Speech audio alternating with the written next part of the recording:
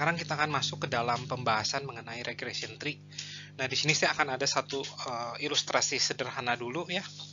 Nah, jadi misalkan kita punya data ya, di mana data tersebut mempunyai dua buah features, yaitu X1 dan X2, dan features dan kemudian ada variabel responsnya atau variabel dependentnya yaitu Y, yang merupakan ini continue ya. Dan kemudian misalkan kita punya ada n data ya. Nah, setiap data tersebut bisa kita representasikan dalam sebuah grafik ya. Jadi ini sumbu X-nya itu X1 dan ini X2 ya. Nah, jadi setiap data tersebut itu dapat direpresentasikan menjadi sebuah titik ya di bidang X, di bidang Cartesius ini X1 dan X2. Nah, ini adalah data pertama misalkan ya. Kemudian ada data kedua misalkan di sini ya. Data ketiga di sini ya, data keempat di sini misalkan ya. Nah, dan setiap data itu punya besaran, yaitu adalah punya ini nih. Punya nilai Y-nya ya. Jadi misalkan data pertama itu nilai Y-nya itu adalah berapa? 10. Data kedua nilai Y-nya itu adalah berapa? 20. Data ketiga itu nilai Y-nya itu 10 lagi.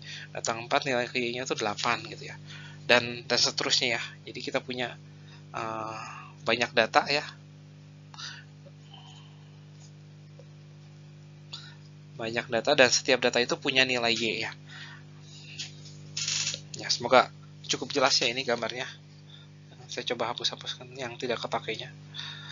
Nah, ini tuh akan kita lakukan regression tree terhadap data-data ini ya. Nah, misalkan data-data tadi itu membentuk pola seperti ini ya. Jadi ini adalah X1-nya dan X2-nya. Nah, kita bisa membuat regression tree karena sepertinya data-data tersebut tuh seperti tercluster di tengah-tengah ini nih ya. Jadi misalkan ini A nih. Nah, jadi kita bisa membentuk decision tree untuk yang X1 kurang dari A dan yang X1 lebih dari A gitu ya. Jadi dengan kata lain ini ada N data misalkan ya. Nah, kita tanyakan X1-nya kurang dari A atau tidak gitu. Jadi jika jawabannya yes,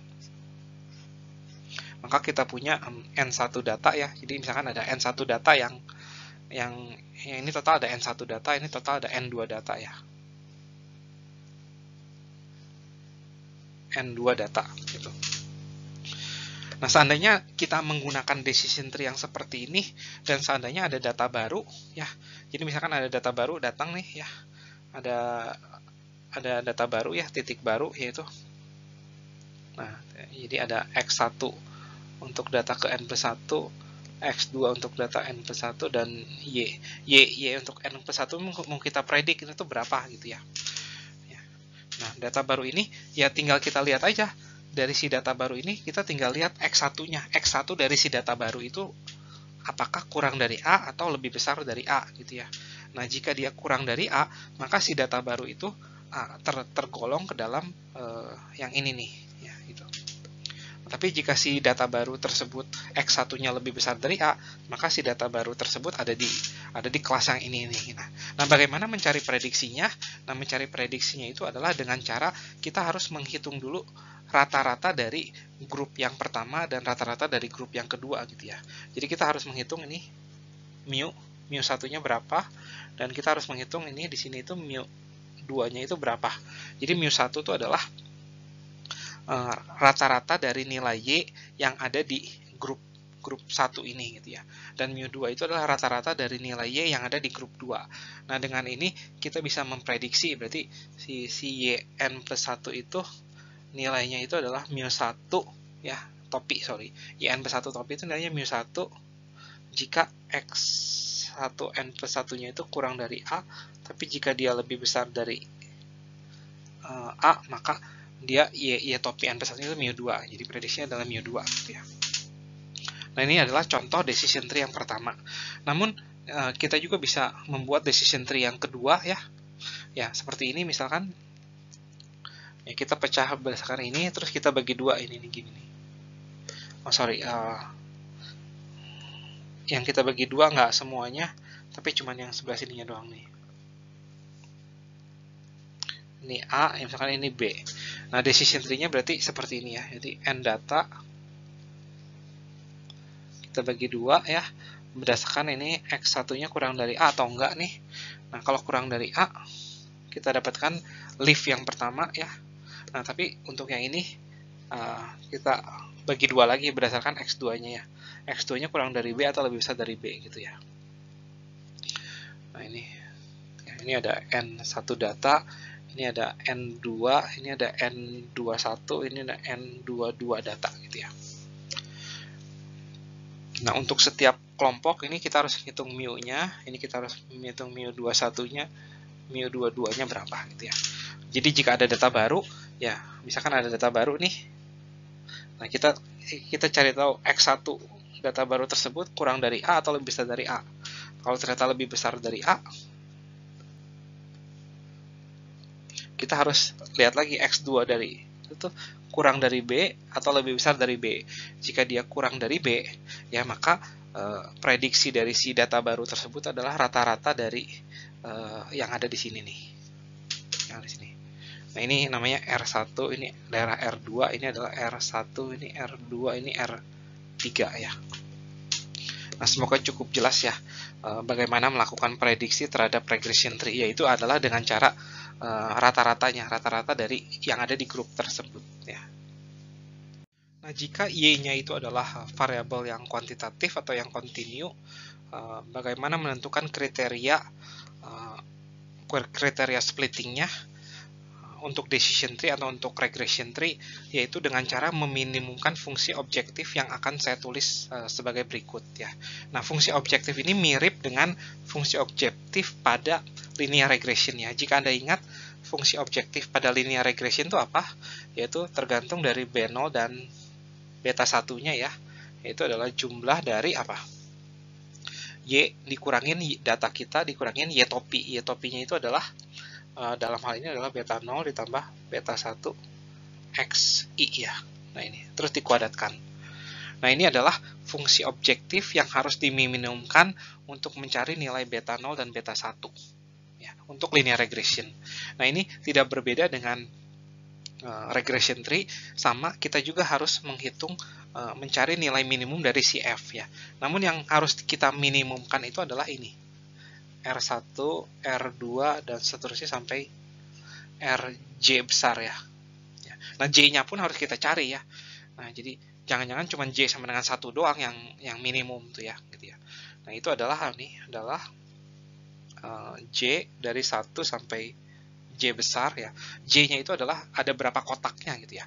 Nah, di contoh sebelumnya J-nya itu cuma ada 2 kotak atau 3 kotak gitu ya. Jadi J-nya itu seolah-olah seperti banyaknya leaf node-nya lah, banyaknya leaf node-nya. Nah, kemudian indeks yang kedua itu dari 1 sampai N ya. N itu adalah ada berapa banyak data ya, kalau tidak salah ada berapa banyak data yang kita punya ya. Nah, itu dikali dengan ini I RJ terus dalam kurung YI dikurangin Y topi sih, tapi Y topinya itu adalah mu ya, mu J sorry ya, ini harusnya mu J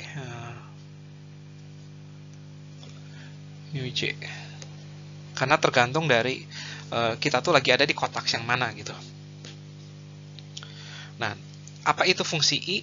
Ya, fungsi I itu adalah indikator functions yang nilainya itu adalah 1 atau 0 ya. Jadi dia menilai 1 ketika si YI-nya itu, atau ketika bukan si YI-nya, ketika si XI-nya ya. Jadi vektor XI-nya, vektor feature-nya itu terletak ada di RJ ya. Tapi dia bernilai 0 ketika si vektor features-nya itu tidak ada di RJ. Ya, jadi ini adalah indikator function. Nah, fungsi objektif inilah yang akan kita minimumkan ya.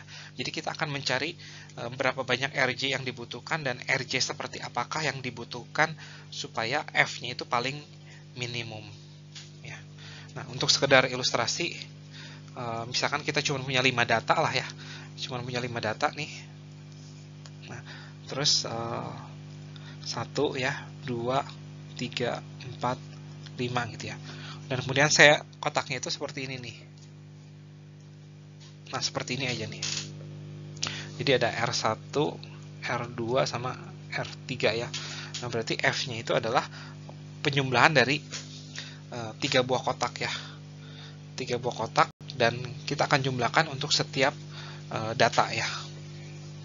Nah, kita lanjutkan. Jadi kita cuma punya 5 data anggapnya ya. Nah, jadi ada ini kotak pertama R1, R rektangular pertama, rektangular kedua, dan ini rektangular ketiga ya. Dan kita pengen menghitung fungsinya FR1, R2, R3 itu berapa ya. Nah, kita bisa hitung untuk yang kotak 1 dulu ya. Jadi ketika J-nya sama dengan 1, nah apa yang kita punya? Saya taruh di bawah ya. Jadi ketika J-nya sama dengan 1, apa yang kita punya? Berarti karena titik pertama itu kebetulan ada di R1, berarti I-nya sama dengan 1 ya. Nah, kemudian kita hitung Y1 dikurangin mu1 kuadrat. Nah, kemudian titik kedua ada di kotak kedua, bukan ada di kotak 1, maka ini 0 ya. Nah, 0. Semua 0 di sini. 0. Ya. Ini Y2, Y3, Y4, Y5 dikurangin mu1 semuanya ya. Karena kita J-nya lagi ada di 1 ya. Nah, kemudian kalau di J-nya sama dengan 2, ini 0, ini 1, semuanya 0 nih.